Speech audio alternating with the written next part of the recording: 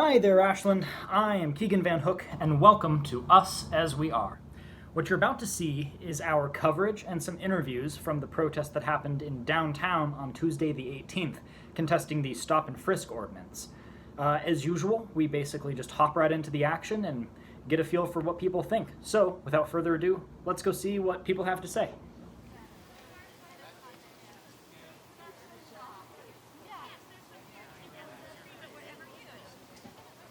Why don't you tell us about, well, first A, who you are, and B, what you're doing here today? Well, it's Tobiah, singular, sorry. not plural, but really you can call me Turtle, Okay. or Painted Turtle. But I'm here to represent basically somebody who might get stopped and asked for his ID for doing basically nothing but hanging out. Has that ever happened to you before?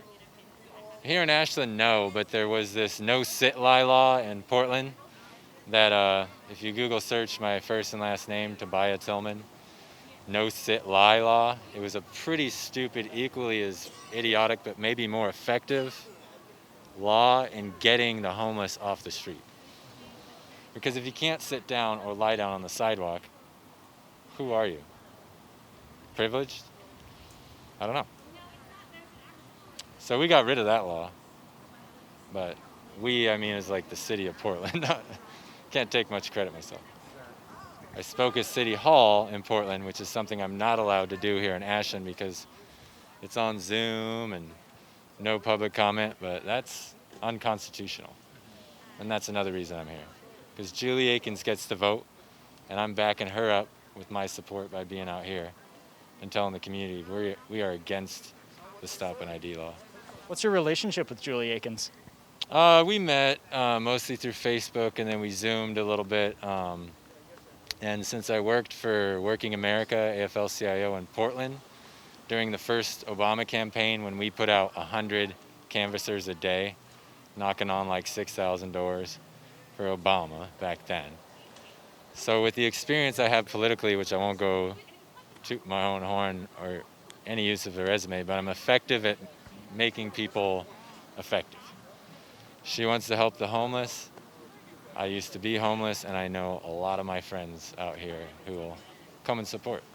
And so mine is recruiting, campaigning, and probably making some masks and merchandise for her to promote herself. Because even though she's going to win by a landslide, even if I don't help her out, because Tanya doesn't stand a chance, her voting record alone is going to get her elected.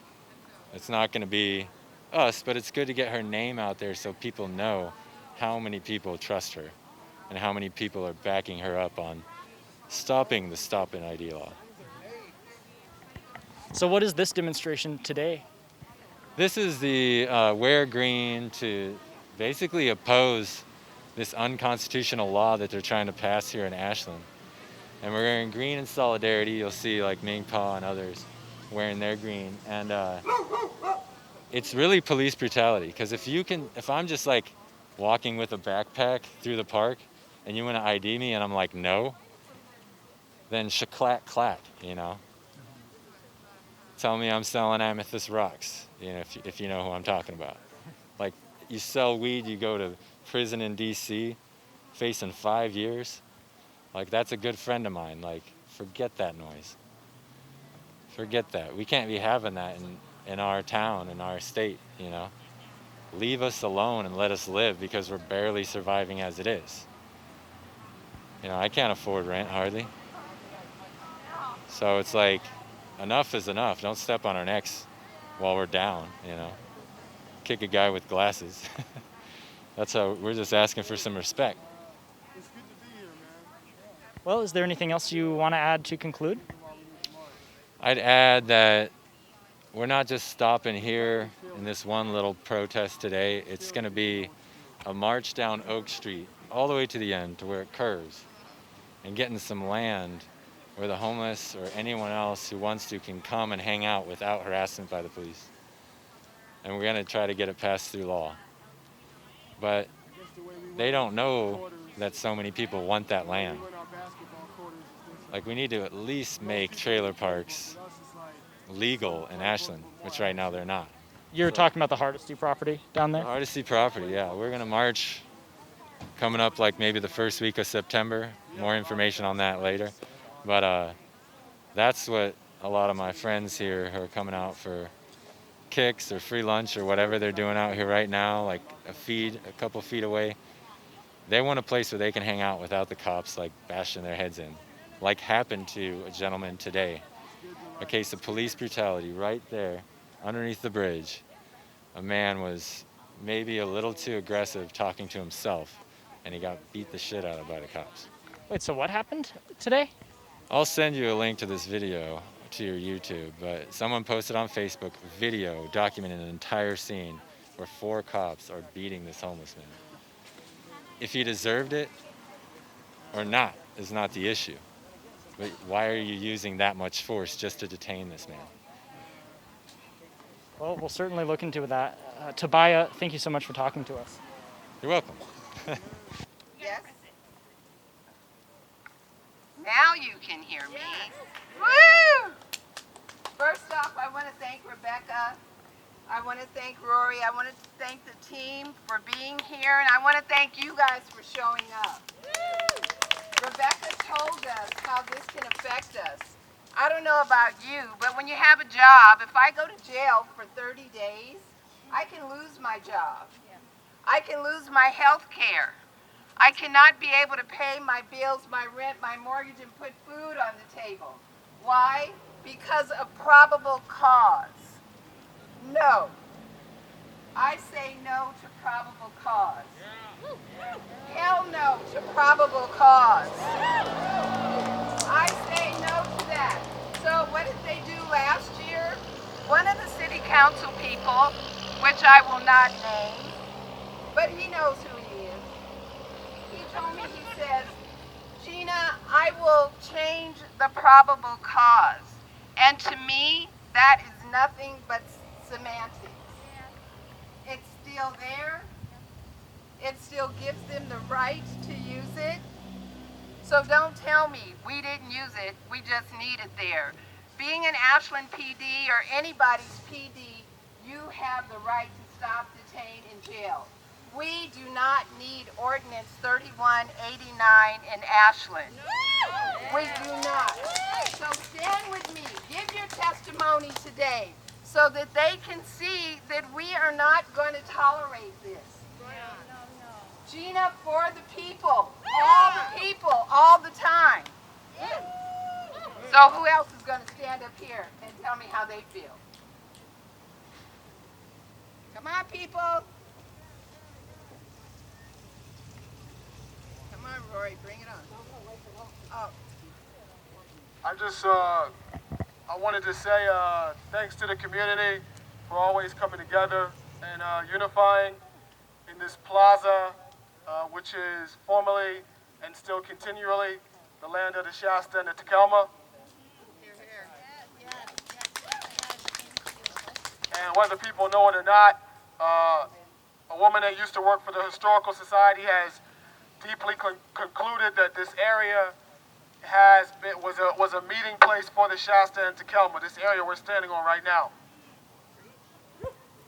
And there's still certain artifacts that are under here that need to be returned to Native people.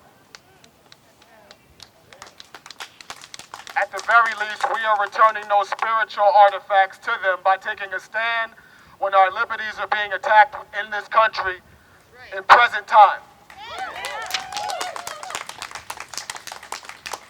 So let's continue to stand.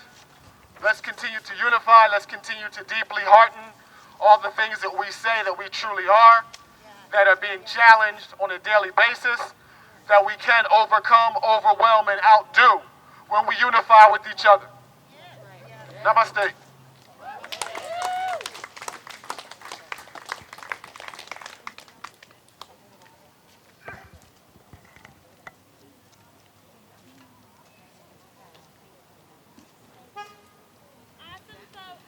Do we want to have people lining up where we can have people see the signs?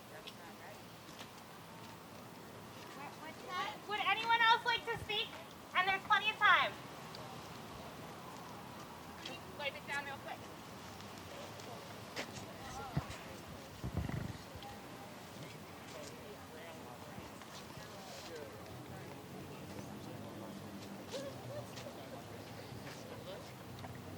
call me Turtle or Tobiah. Depends on if you're checking my ID. But I just had a message from a friend of mine who likes to sleep outside because it's cheaper. I just got a message to bring you from a friend of mine who likes to sleep outside because it's cheaper. Tell us. Some of us might be homeless, but our spines are not boneless. Yeah, that's right. Some of us might be homeless, but our spines are not boneless. So there's people here who are gathered around to hear what we have to say from all walks of life I'm seeing in front of me. I couldn't even guess half of your stories, but I know a few of you, and I know that you're sick of getting beaten up by the cops, like we had a man experience today who was homeless, jumped by 4 cops in Ashland. Do we have police brutality here? Is this a problem? These are the questions my friends are asking me. I wish I could open up a campground in my backyard. But right now we have to deal with this right here. 3189. This law that is inhumane and ridiculous. They defeated the no-sit-lie law in Portland, Oregon. And we're going to defeat this here in Ashland. Because we live here. Thank you. Can you tell us what has been talked about, why this is unconstitutional? Absolutely. Thank you so much for that question. So a year ago, almost, dozens of us came to City Council over 3 nights to oppose Ordinance 3176. And we stood with the ACLU and the Civil Liberties Defense Center, who said that this law, this ordinance, is a license for profiling. That this ordinance allows you to take any one of those many city code violations and criminalize them. Give someone a criminal record for the rest of their life. Take away more money than I would imagine most of us have in our savings accounts. Since 4 in 10 Americans couldn't last year afford a $400 sudden expense. I would imagine $1,250 is beyond most of us. And 30 days in jail is enough to ruin any of our lives. So, I think the biggest takeaway of why this possibly unconstitutional ordinance, the Civil Liberties Defense Center and ACLU said it could be used, like I said, as a stop and identify because of how many city codes we have that criminalize the unhoused population, but also that it has not been used. This is a threat for the unhoused community here. This is a threat for Black and brown folks and for LGBTQ plus folks. Last year during testimony, when many community members came out and told the council why this would target us, why this would hurt us, the chief of police said that not only had he not pondered the impact on the LGBTQ plus community, he did understand that trans folks could be embarrassed to be outed. The average life expectancy for trans women of color, I believe, is 36 years old. And I just want to say I'm 35. So I don't know how many of you can imagine having your life expectancy hit at middle age. But these communities face challenges every day. All communities do. And we do not need to add to it by unconstitutional ordinances that the city uses to threaten the community. And that's my answer as to why we need to vote this down. No on 3189.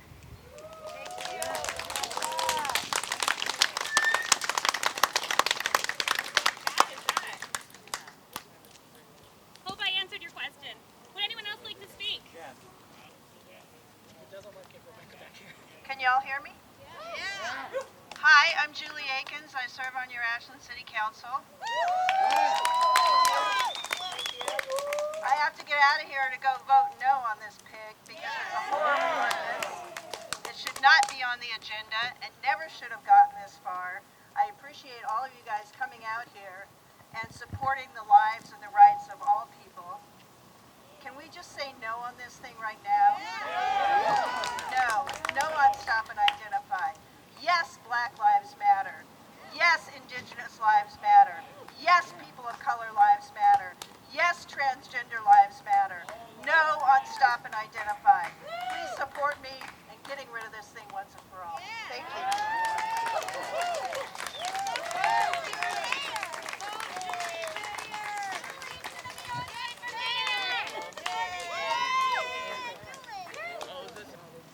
How's that? Ooh. Kind of in your face. Yeah, it's so good to see you all out today. Thanks for coming out in the middle of the pandemic in a really crazy year to stand up for justice in our community. It's so good to see you all. Let's hear it. Let's hear it. Let's hear the power sound. I just want to take a few minutes. My name is Sarah Westover. I'm a community organizer here in Southern Oregon, and I'm a city councilor here in Phoenix. And there is so much power. Let me tell you, as an elected city council person, there's so much power in people like you turning out and saying, this isn't okay with us. This is not what we want to see our communities look like. And you've done that today, and we need to make sure the city council hears us.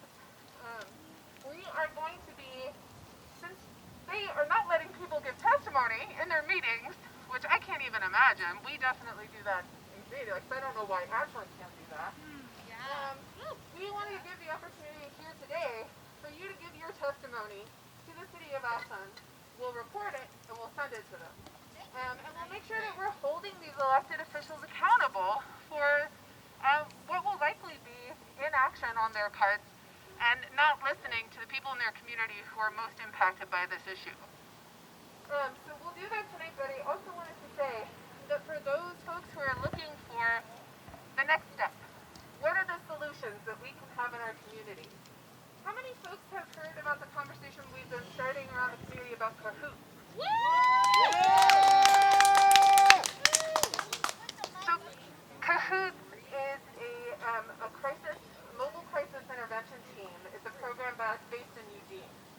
And we are looking, a lot of people have been talking about it. It's seen massive success. It diverts calls away from police and to mental health care providers, to those who need it. Yeah. We, a coalition of folks, the Real Solutions Coalition, has been looking at what it would look like to organize such a mobile crisis intervention team here in the Rogue Valley. One thing that Ashland did do right is express support for building such a program here. Last night, Phoenix did the same. Next stop is Medford. And then we get the rest of the cities on board, and we start building a program that builds our communities, meets community members' needs, and doesn't rely on law enforcement to be the first responders when it's not appropriate for them to be. So, keep your eyes open, keep turning out. We'll let you know about the next council meetings, and keep supporting the movement to make the radical reforms we need in our communities.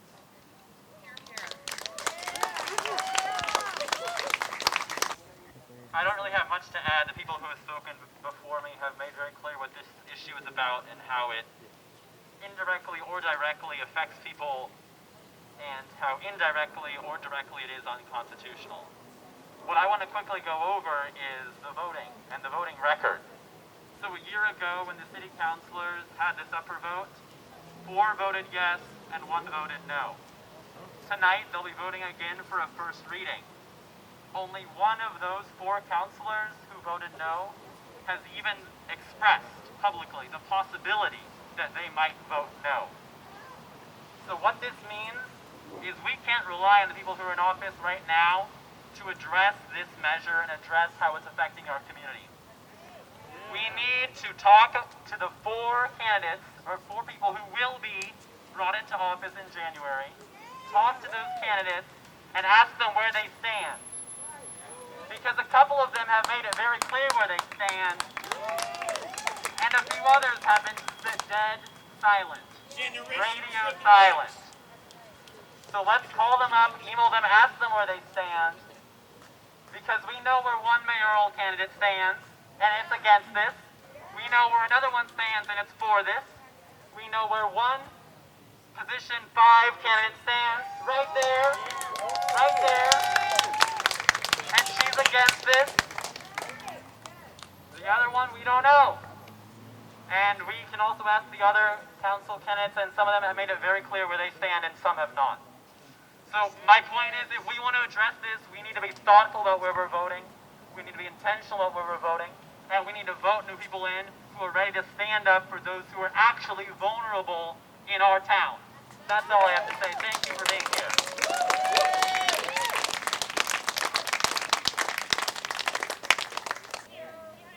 I just wanted to say one quick little thing, guys. We as a community, we have an option. We can either be ruled or we can be represented. And it's up to us as a community to demand what we want. And we're either ruled or we're represented. So make sure you let your representatives know what their job is, what they're being paid for, and who they work for. It's important.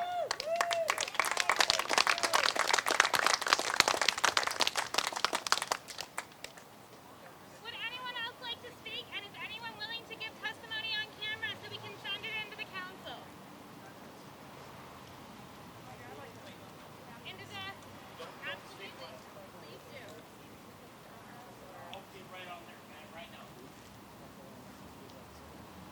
Hey everybody, my name is Christine Turbelon Garrett. Hey. I've been living here for about 5 years, and first off, it's really hella hard to make this mask. I've been living here about 5 years, and yeah, let me stay. What's going on? That's better. And you know, we chose Ashland because we felt safe here, you know. This is my family. And we want to live in a place where our son and our daughters can feel safe. Yeah. Like they can grow up in a town where they're not randomly going to get stopped. If they have a library book that's past due or they didn't turn it in, they're going to get stopped and frisked. Is that reasonable or no? Yeah. I mean, what is going on in this town? I feel like as residents and people who care, it's our job to reclaim the city that is ours. You know, we love it here. We want to be here. We don't want to be harassed here. You know, if you're in a houseless situation, it is not fair that you are just going to get called out, pulled out, and jailed. You know, it's not right, and I'm so happy to see a lot of people here. I'm happy to see people supporting each other, and let's get this thing out of here. Let's get it, strike it down. Strike it down. That's all I got to say. Thank you.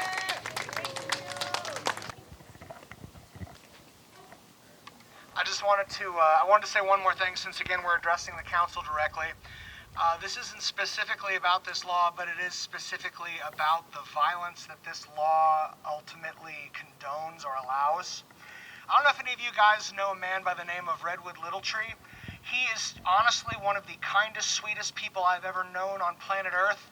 He was sitting right here, right there on that bench. He had his dog here with him, and apparently he didn't have his papers for the dog. It was a service animal. He did not have his paperwork. They told him that he had to leave. He said, "I don't have to leave. I have a right to be here."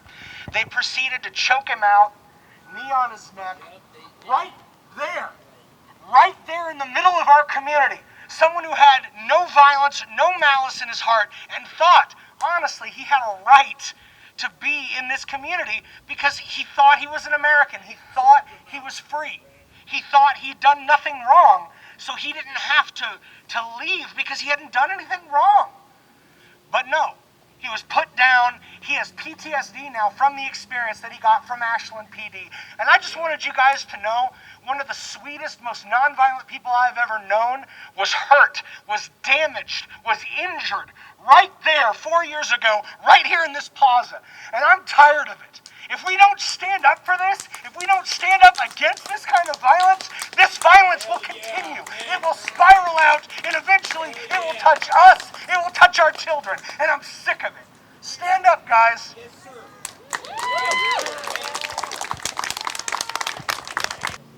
Oh, thank you. Hi, you guys. I'm Leslie Kaplan.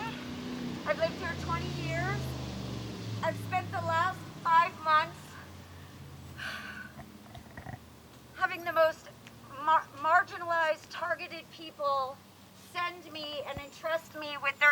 testimonials. I get so emotional. Some of them have asked me to be an ally for them, to go talk to the chief of police. At the last minute, they get afraid. I keep telling the chief of police that. He keeps dismissing the testimonials even though I have them written. I've sent them to council 10 times, forward to the chief of police, unless it's on body cam, Leslie, or unless you bring them here, chief, they won't come. They've got 500 years of systemic fucking oppression in their veins. Yep, they do. And they get traumatized over and over and over. And the ones that have even come to me and said, Leslie, I want to go. And I make an appointment, and Chief Ty's always got me a time to come. 11 o'clock at night, I'll get a text. I can't do it. I can't do it, Leslie. I'm freaking terrified. So I tell the chief over and over, people are scared of you. And I want to bring up the Tony Sancho, OSF actor here. Yes. He was here for a stint, right? For, 6 months? Maybe doing a play here? Latino man. He was drunk, stumbling on the street, got a 911 call from a community member concerned. The Ashland police came. They did their thing, which I'm going to come back to. Tony ended up in Jackson County Jail in Medford. There is live video that came out in the Oregonian. That man knocked on the door to have someone come in, one of the jailers. He backed all the way to the wall in total submission with his hands up. On his knees, too. He The got second down time. on his knees. The second time. This is only the first moment in this, 10-minute video? I've seen people get their bones broke, myself in Jackson County Jail. I've seen people get their hands broke and their fingers broke. Tony, You know, yes. I'm sorry to interrupt. No, you're fine. You're fine. Exactly what you're saying. I know about it. Tony Sancho is standing at the back of the wall, hands up, totally submissive. I think he has to pee. 3 jailers come in. It attacked them. Sheriff's deputies.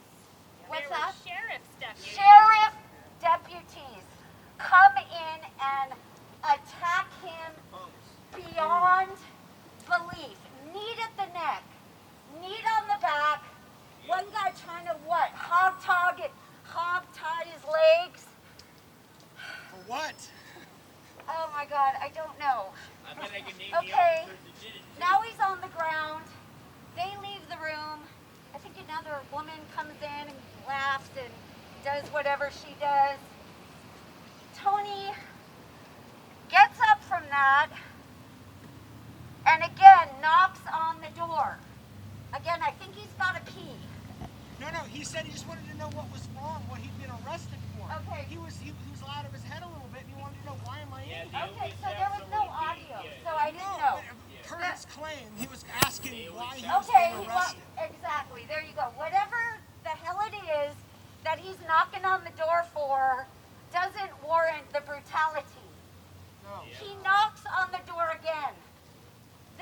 After he's been hog-tied practically, knee at the neck, knee at the back. I think he passed out for a few seconds. And knocks on the door again. This time he goes way back, gets on his knees. On his knees. Hands up. No. They do it again. Again. And then they handcuff him to the grate on the ground. That's a black chair. Yeah, And that's a chair, yeah. on the ground, like Yeah. where, yeah. Yep. That's where the video ends.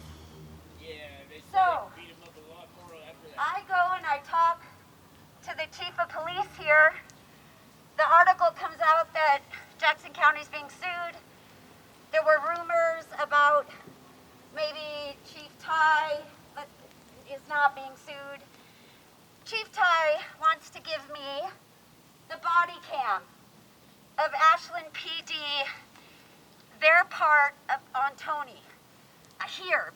picked up here. Oh my God. I want to show this to you all right now. This is what the police stand by. They had Tony already complied. Yes, I will go to detox. Yes, hands together, Yes. submissive. Yes, sir. Yep. The police did not attack him. They escalated him verbally. Yep. 3 times. They do that. And he's going, I'm a brown man. And it's like They do that. 101 de-escalation.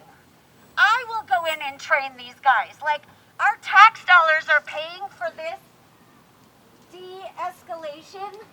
This is not okay. This ties into this ordinance. How the Ashland PD actually can wash their hands of Tony's case. And they absolutely, I have it on video, 3 times. And they kettled him. Why 3-4 cops? Sister, Why? they dropped the charges of a resisting arrest against him And because they reviewed their own video and said, oops, I guess he didn't resist arrest, like our officers lied and said he did. Exactly, and there's 0 accountability. 0. So that's my story, counsel. And you should know me by now with the hundreds of letters I've sent you in 5 months or more. And that's all I got to say. Thank you. Thank you so much. Thank you. Can I repeat you, sir? I'm the self-appointed member of the Revolutionary Levity and Cultural Committee, and I would like to recite a poem because I think it would be appropriate.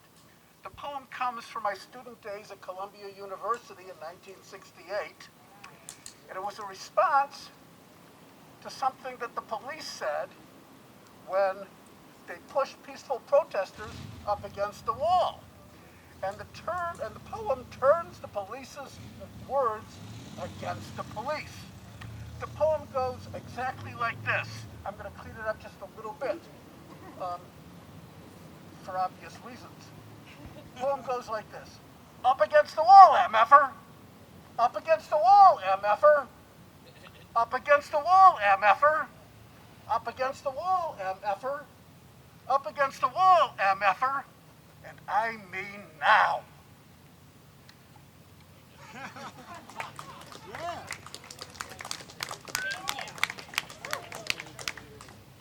It was very famous at the time, very widely repeated and quoted. Thank you.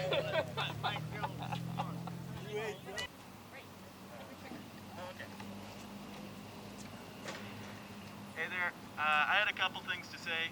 Firstly, about the case with Tony. So, is this thing not going? Get close. button. Oh, You gotta get close to it too. is that better? Closer. What does that mean? That's your mic. It got turned Okay, my bad. I'm sorry. So I wanted to talk a bit about the Tony case and then about the stop and ID law. So, Tony, he was, according to the Oregonian article in the lawsuit, when he was accosted, he told the officers that he was 2 blocks from his house, outside drunk, not hurting anyone, just drunk. And that's when the cops, the Ashland police, arrested him and took him to the jail, where he was then assaulted by the 3 sheriff's deputies. I'm gonna name them. It's in the article. I had it a second ago. Thank you. Yes. Officers Bjorklund, Dalton, and Hammond. That's when they assaulted him twice, handcuffed him to the grate, and left him there, according to the article, for 21 and a half hours, leaving him in his own waste. I have a friend who, on a drunken bender, went out and walked into an old lady's home thinking it was his own, and passed out on the couch, where the lady found him and called the police. This man was white. When the police came, they picked him up and took him home. That's right. If this shit happened to me, I'd be fine. And then about the stop and ID law. I work with the homeless a lot, I talk to a lot of homeless all the time, mostly in Medford, but in Ashland and Fairmount also. And every one of them has stories about being bothered by the police for just, smoking or having their dog hitched, like you were saying. However it happens, the police go out of their way to harass the homeless. That's right. It's an obvious attempt to make this place more tourist friendly. And they harass and then they ticket these people, and then all these homeless people, they have thousands of dollars in debt that they can't ever pay off because they're fucking homeless. They live in a camp in the Greenway, and then the cops clear them out. They take every chance they can to clear them out.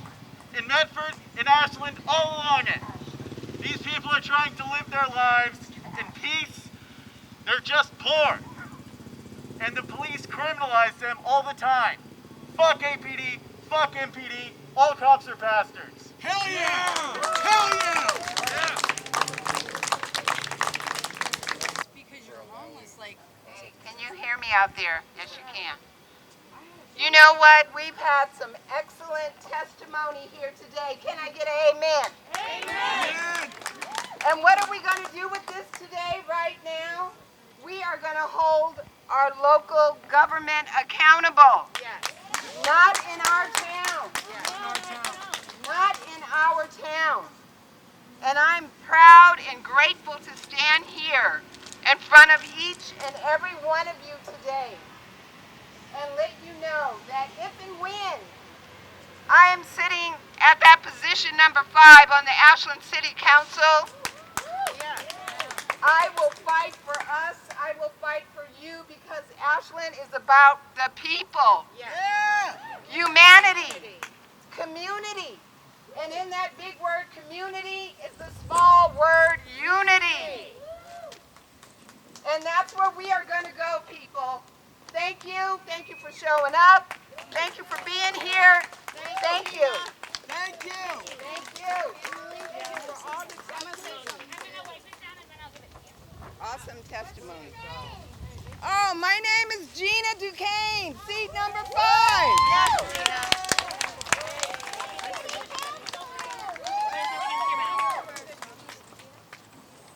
Christy, you have to know this is really hard for me to even stand up here. I'm shaking back here with PTSD. I don't know if any of you recognize me, but I've been in this town for like 3 years. And I love this place. It's made me feel like home. And I am homeless, but I don't feel homeless because you guys have helped me in so many ways. I was a regular, responsible, working person, working for the government and making enough money to take care of me and my disabled mom, okay? Within the events of one bad night and somebody falsely accusing me of something I didn't even do, I wound up in jail and lost my job, got a no contact order. In my very first charge ever, they told me I couldn't go home. So here I am, homeless. And what do you do? I've been beat senseless by 6 cops at once. I woke up in ICU. There was no police reports filed. I was having a panic attack. I was asking for an ambulance. And they put me in the back of a cop car, hog-tied me. And I ended up at the hospital, but I woke up in ICU. I didn't even know what had happened. I had a mental breakdown, Yeah, they target you and they automatically assume that you're a threat because of the way you live. Yeah, I sleep on the sidewalks and stuff too, but you know what? It's okay. I'm going to be okay eventually.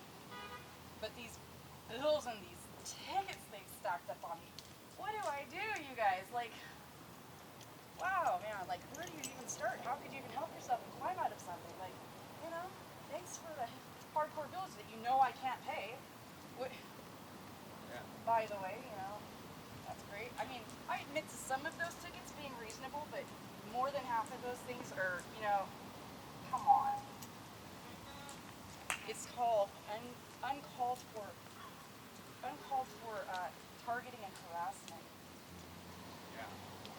When they should be looking for people that are really breaking the law. Okay, so I have PTSD really bad from this stuff, and this community has helped me. The police here are actually very friendly to me, and I can talk to them and stuff, but I can't do it. And instantly, when a police officer approaches my friends or I pull my phone out. Yeah, they have a camera, but they change the way they act when you have your camera on them too. It's so different the way they acted before. So weird, huh? Okay, thank you. I'm Emily too. If you didn't want to do it, if you wanted to do it, that's what happened to me. Okay.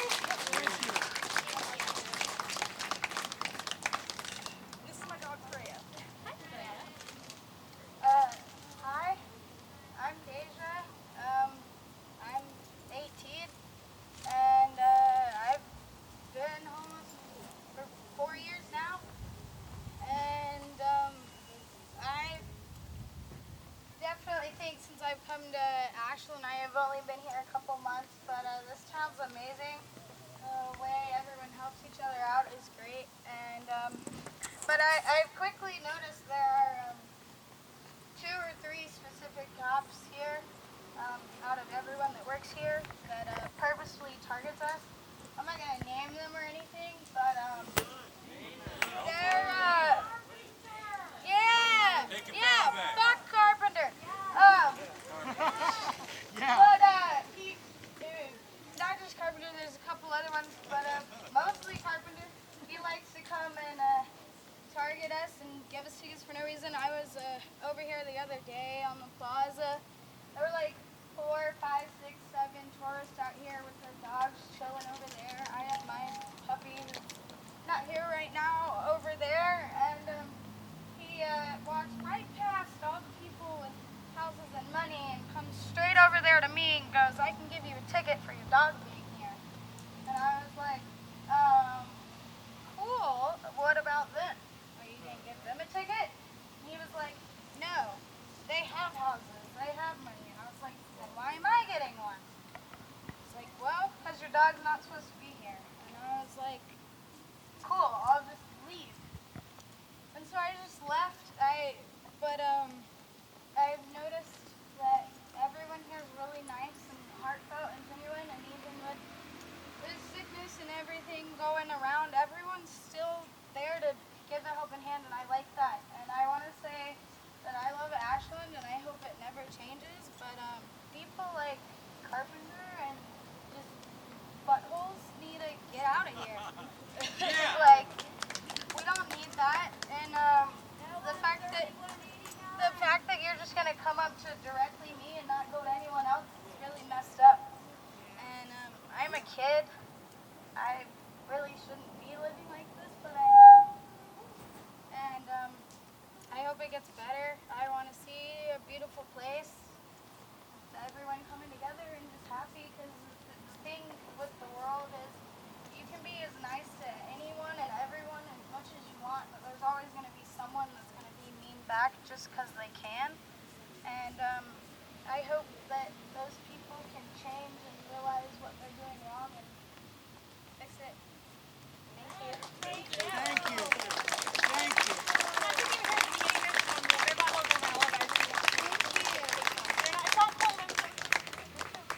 Okay, my name is Gina DuQuenne, and I am running for Ashland City Council, position number 5.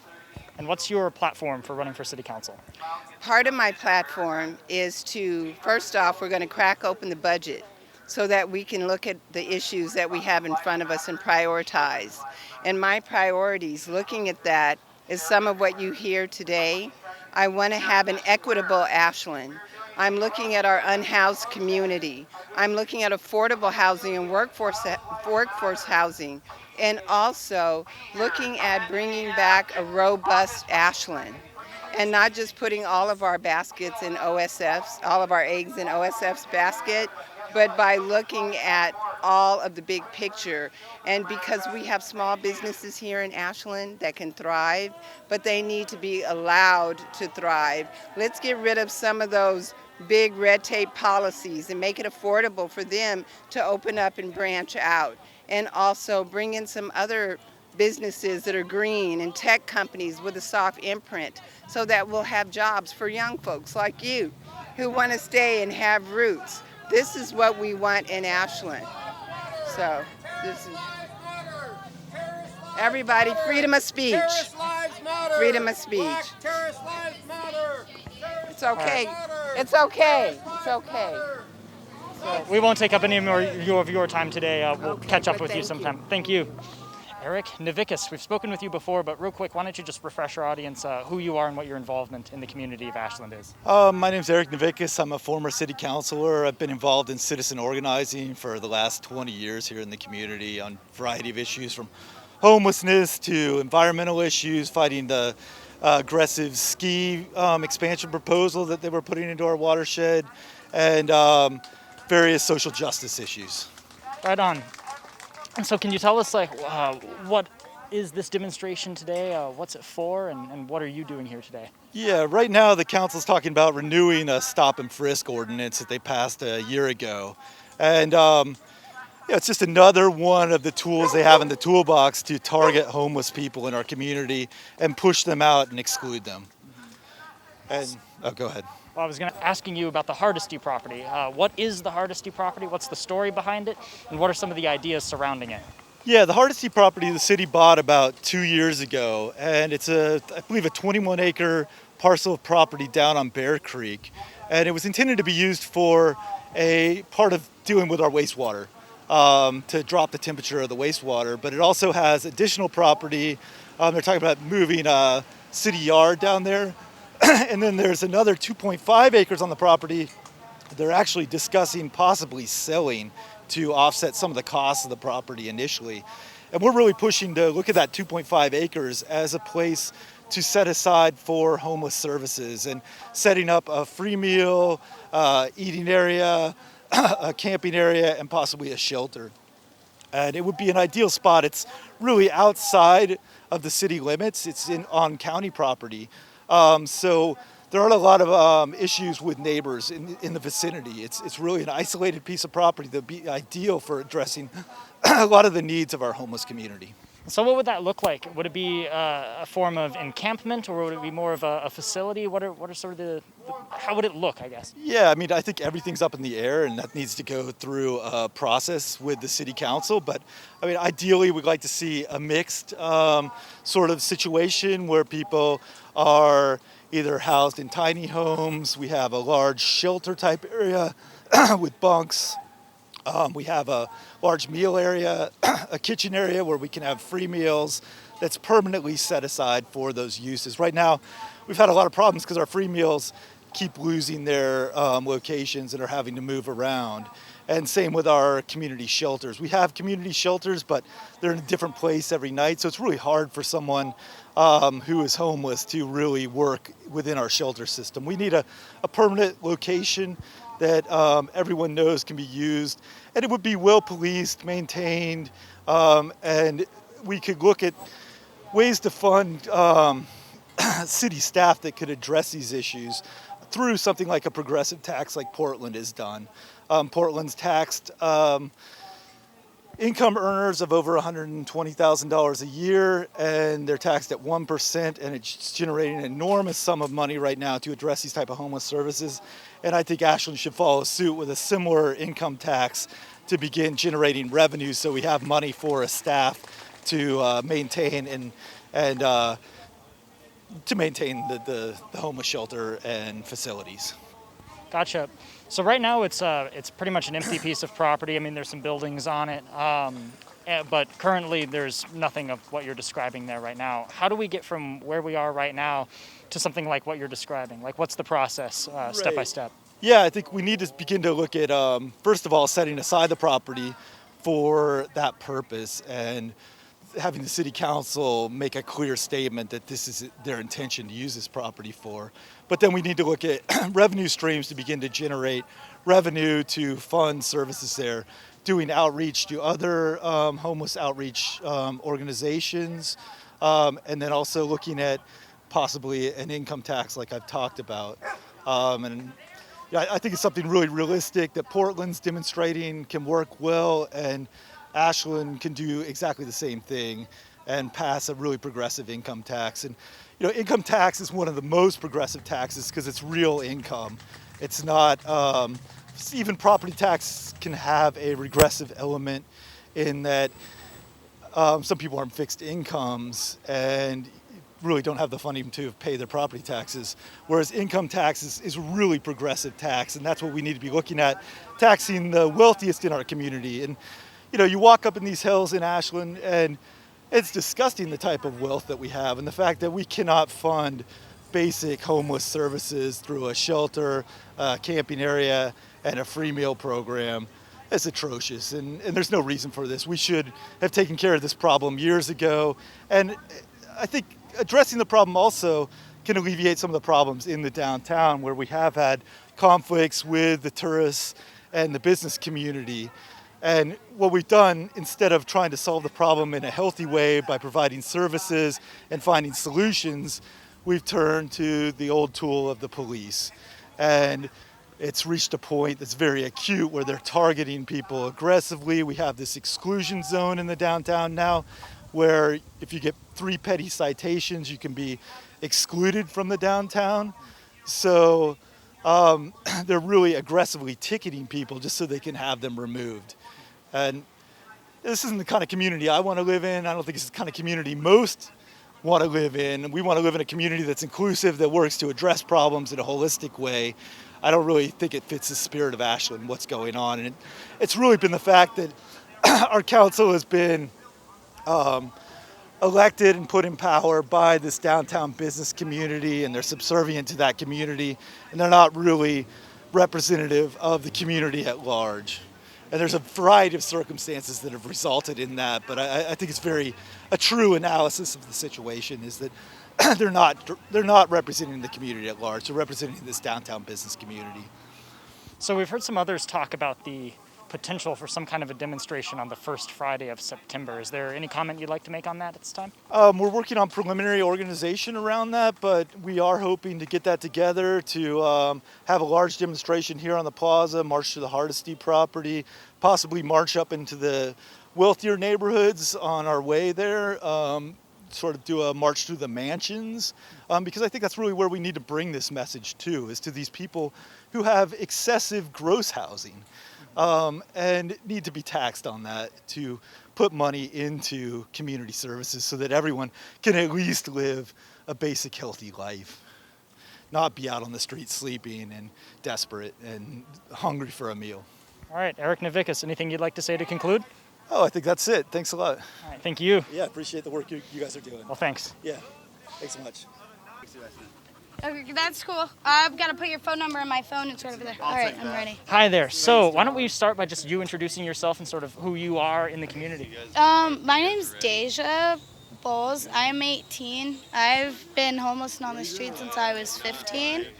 I've only been in Ashland for 4 or 5 months. But it's a nice community. I like it here. I think I'm going to be here a while. The streets are kind of rough. It's a rough time. It's definitely better than from where I came from, but it's still hard. Where did you come from originally? Southern Georgia. I was in Atlanta. I was homeless in Atlanta for a year and a half, and then I was homeless in Nashville. And I can tell you for a fact that being homeless here is way better than both of those places. They're way more violent. There's just a lot of crazy stuff going on down there. It's not the best time to be on the streets these days, especially with COVID. There's way more people on the streets than there were before, and it causes a lot of problems and conflicts, and it's not a fun time. And hi, baby girl. Hang on. The mother didn't want her in the picture. Hold on, Mom. I gotta do something real quick, okay? And Mommy doesn't want you in the video. Go. Go see Mommy.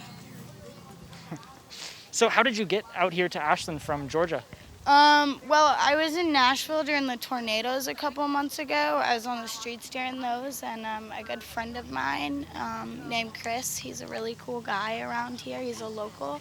He was like in Nashville visiting some family, and he found me and my ex, and he let us stay in his house that he was renting for a couple nights, and then he was like, hey, I'm going back to Ashland tomorrow. Do y'all want to come with me? I'll buy your plane tickets. It's going to be a lot easier. And so we did, and I'm forever grateful to him, and I hope one day that I can make a name for myself out here, get a good job, and be able to do something special for him to pay him back, because plane ticket's a lot of money, and he paid for it all. Just blink of an eye, only knew me for a couple hours, and he had faith and trust that I was a good person, and I had a lot of faith and trust that he was a good person, and I'm glad that it worked out and I got here to where I am, because it's a way better place. So your hope is to settle down here in Ashland? That's my hope, settle down, get a job, get a family.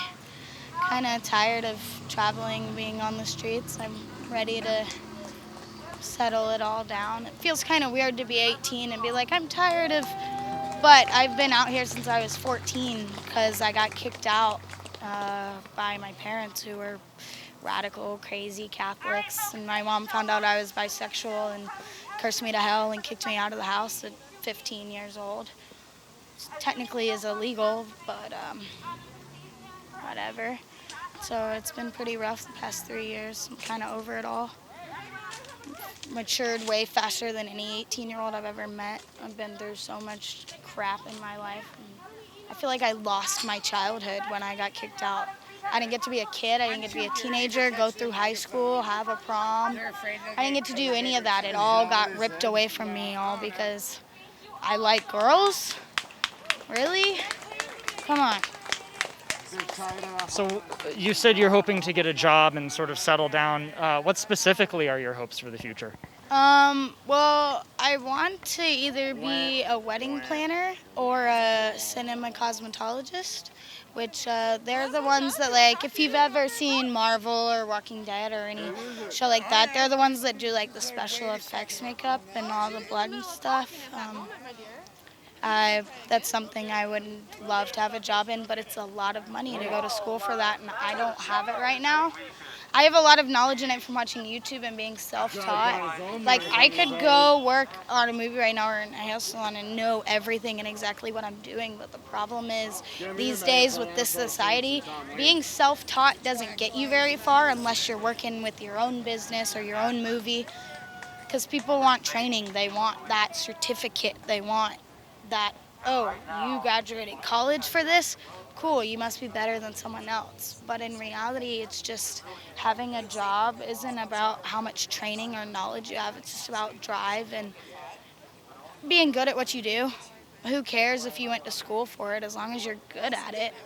Give them a job, dude. I didn't go to school to do this. Right, like, being a reporter, things like that, those sometimes are the easiest things to get away with without having a job. But makeup, wedding planning, things like that are really hard to do unless you're just like, okay, I'm going to go start my own hair salon or start my own wedding planning business. And so that's where I'm at right now. I never graduated high school because I got kicked out. So I'm trying to make enough to finish high school or get my GED, but it's a struggle being on the streets and getting tickets for dumb garbage, like my dog being off leash or being on the Plaza like he is right now. He's an amazing dog. Look at him. He's a sweetheart.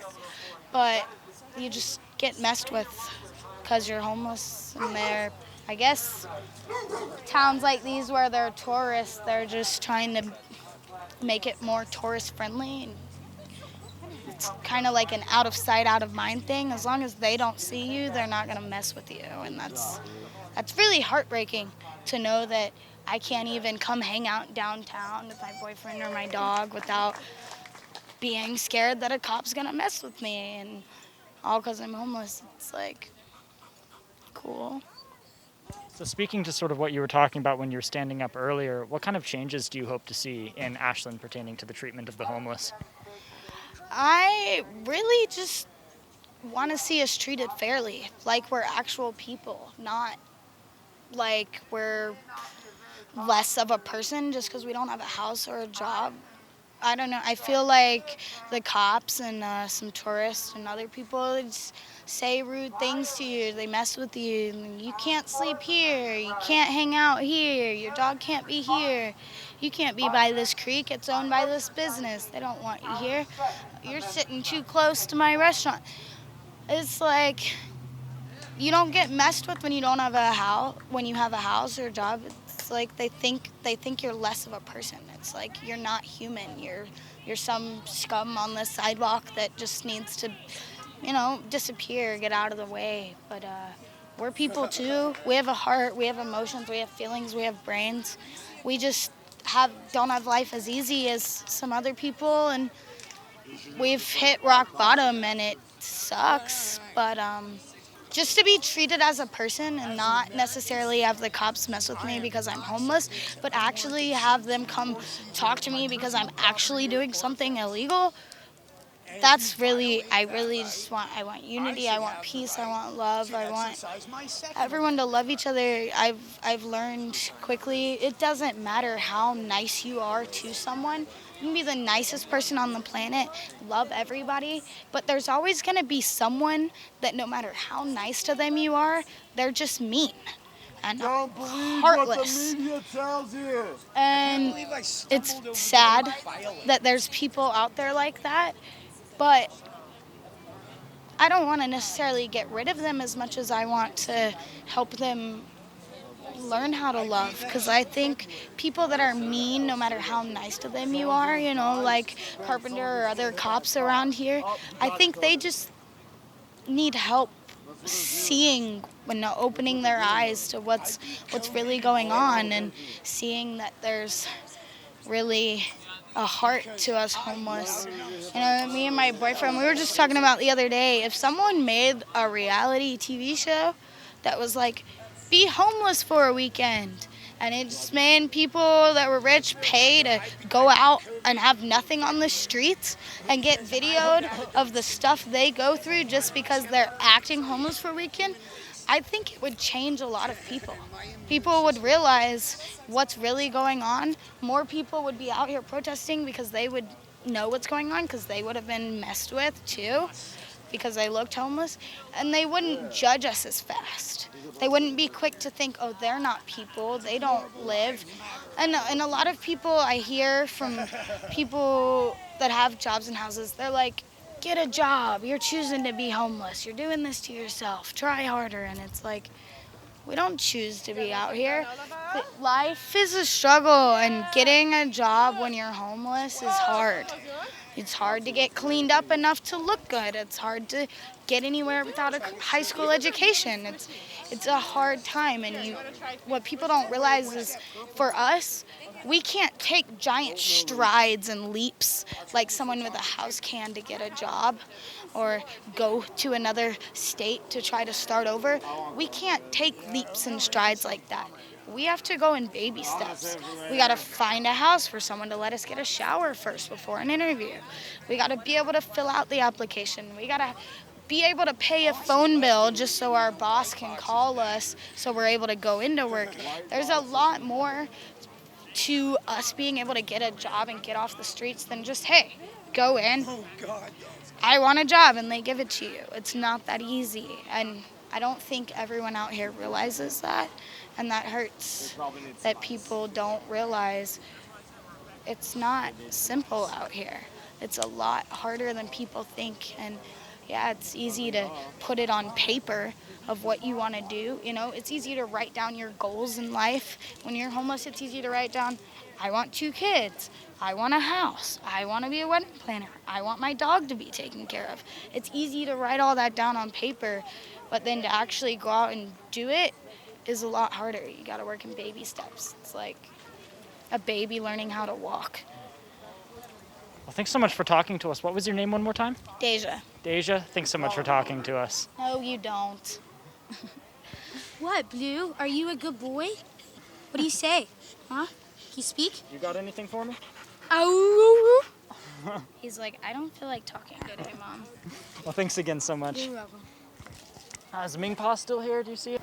My name is Mmmingpha, and although I'm a community organizer, I'm a unsui in the Zen tradition.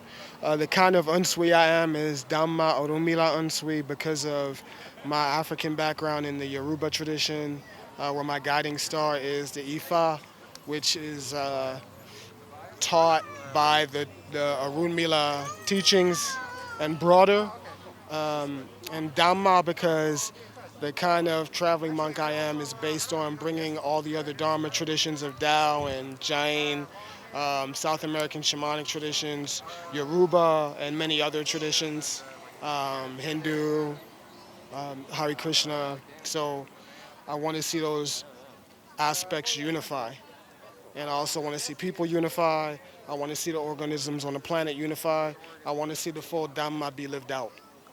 So I'm here doing activist work, primarily against white supremacy in Oregon, which is the root of most of Oregon's heavy-duty combat and just very telltale suffering, torturous ordeals that people have to work through. So that's why I'm out here. Sweet. And so what kind of activist work have you been involved with here? I know we've talked to you before, but just sort of expanding on that. I was the leader of the BPOC caucus at the Unitarian Church for about a half a year. And then because there was some BPOC sanctuary work being done on a well enough level, not only in Ashland, but in other parts of Oregon, and if I'm not mistaken, maybe even parts of California and other parts of the country, I felt like it was okay to just step away from that and start a Mmmingpha Sangha because I'm an Unsui, I'm a monk. And my 10-year anniversary of being an Unsui was coming up, and I felt like it was my responsibility to start creating spaces for that meditation that I had learned on my own for 10 years to start happening. So I started a Mmmingpha Sangha, which is Alkebulan, melanated, indigenous, Vajra Vidya, which means indestructible willpower, it's a Dharma term. Imani International, which means deep trust or faith, deep divine trust. And that's the AMIVI, Mmmingpha Sangha. That's what it stands for. So I'm starting a chapter here at the Unitarian Church in Ashland, Oregon, and it's going to spread to other chapters. And it's to bring together people from different Dharma traditions. It's to meditate in the traditions of Zen, Cha'an, in that way of life. It's also to use that as a way to unify other aspects of Dharma, Yoruba tradition, Jain tradition, aspects of other traditions in Abrahamic religions, Islam, and also like indigenous traditions, native traditions. So it's to bring people together from a deep spiritual place. That's what it's about. And that's the other one of the other core objectives is to remove all white supremacist KKK images of Europeans in the Bible, because the original prophets, including Isa, who is now called Jesus, were brown-skinned people. There were no European prophets. It never happened. So this is the opposite of what's happening in this Nazi European country, and the Unitarian Church has began to largely agree that that's what needs to happen, including Reverend Sean Dennison, who I talked to about a Mmmingpha Sangha before the SJA began to approve it. SJA is Social Justice Action Committee with the Unitarian Universalists. So it seems that the topic of the day here with this demonstration has been the issue of houselessness and the treatment of homeless people by the police. What are your thoughts on that?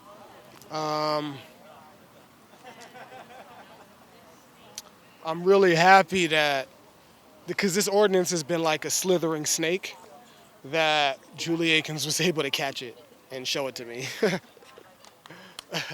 Because we fought against the ordinance a couple years ago, and meaning many melanated and abolitionist mindset Europeans in this country, we fought against it, and we thought it was over, and it came back. So it's good that we can march now with this in our focus. Yeah, it's really good. So we've heard some chatter today about the Hardesty property, and I know Julie Akins has made that a talking point in some of her talks previously. What are your thoughts on the Hardesty property? Well, we've thought about taking the occupations or unification energy of different aspects of the George Floyd peace marches here. and bringing that to the Hardesty property through helping the functionally homeless. And also raising awareness about white supremacy and the KKK marching and the damage psychologically and traumatically from that, as well as the physical damage from that, has created homelessness in this community. Homelessness didn't exist on native Shasta Takelma land until the Europeans came. So you've been very active here in the community of Ashland for a long time now, so I don't expect you to stop anytime soon. What's your next move? What do you have planned next? This march that we have on the first Friday of September. So it's good to be here and feel that energy and be able to carry it out. And we talked to Eric Navickas over there a little while ago about that first Friday march, but could you kind of tell us what the preliminary plans for that are? The first original focus, which will take up maybe half of the march or probably a third of the march, is our march against white supremacy in Oregon, where it was one of the largest KKK states in United States history. 1 out of 4 families in Oregon was a KKK family, if I'm not mistaken, or 1 out of 4 men were official card-carrying KKK members. It sounds like a similar thing, so it was bad. That's why Dead Indian Road is here, now called Dead Indian Memorial Road. So it's these kinds of disgusting, directly in your face ideas and madnesses that need to be dealt with and focused on, and this is a definite severe side effect of that homelessness. And they act their European brutality, their European colonial brutality, and more importantly than anything, beyond the European colonialism, their insidious greed on the populace. And this is one of the ways it shows up. So that's the first third of the demonstration plan for the first Friday. So and then, what's the next? Other 2/3 or other third, maybe like third and an eighth, will be to focus on the homeless community. That'll be more to march. And then probably other aspects will have to do with sexual assault in Oregon, attacks against ethnicities in Oregon, so racist issues, issues against sexual assault of all kinds, and issues against the homelessness. No. Right on. I guess, is there anything else you'd like to add to conclude? But the most important part of this march is we're aiming to actually occupy a place and make that real. The other things we're talking about, but this thing we're actually going to make happen. So. Through, you said occupying it? Yeah, we're working on occupying the Hardesty property. We'll see if it happens. Okay. We'll see if it happens. Buddha bless if it happens. I think it will. Cool. Well, so anything you'd like to say to conclude? Just thank you for you guys doing what you do. You excuse my slight scraggliness. I apologize. Unnoticed, sir. It's just been a lot of things going on recently that have taken a lot of my attention to really focus on and work on. I'm glad I was able to make it here and really get a uplifting feeling from being here. Feels really good. Right on. Well, Mmmingpha, always good talking to you. Yeah, namaste. Namaste. Appreciate it. Thank you.